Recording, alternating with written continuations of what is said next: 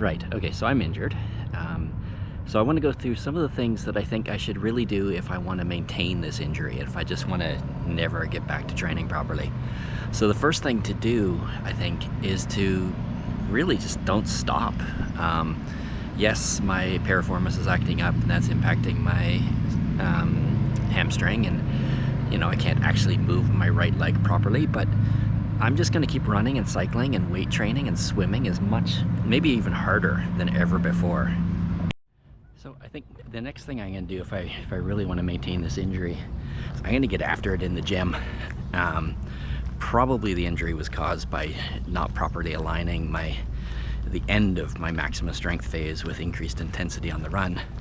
So I'm gonna really go after it in the gym, especially the areas that are most impacted by the injury. Like I'm gonna, maybe I'll double my deadlift attempts, maybe try and go up to like 400 pounds and just make sure I'm going after it in the gym. So probably the next thing I'm gonna do is really pay attention to my nutrition. If I want to maintain this injury, I'm going to really cut back on my nutrition, underfuel myself, make sure there's nothing in there that I need. If I can eliminate all micronutrients, that would be great. Maybe I'll eliminate 2 macronutrient groups too, just to make sure my body has not enough fuel, right? Because then I think it'll really maintain this injury quite effectively. So this next one, it's not necessarily going to enhance or going to maintain the injury, but it's really going to enhance the experience. So I'm going to completely ignore my mental health.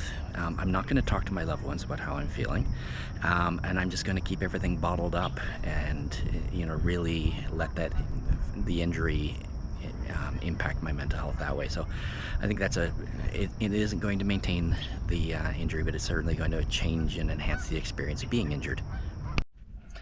This is just bonus content.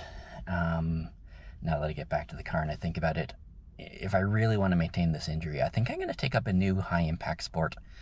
In Ireland, there's a sport called hurling is the official title, which is played on a soccer kind of pitch. So it's a lot of directional changes at speed, starting, stopping, but it has the added bonus of like flailing sticks swinging at your head and other parts of your body, and it's full contact. So I think that would be a really good thing for me to take up in my early 50s while I'm trying to maintain an injury.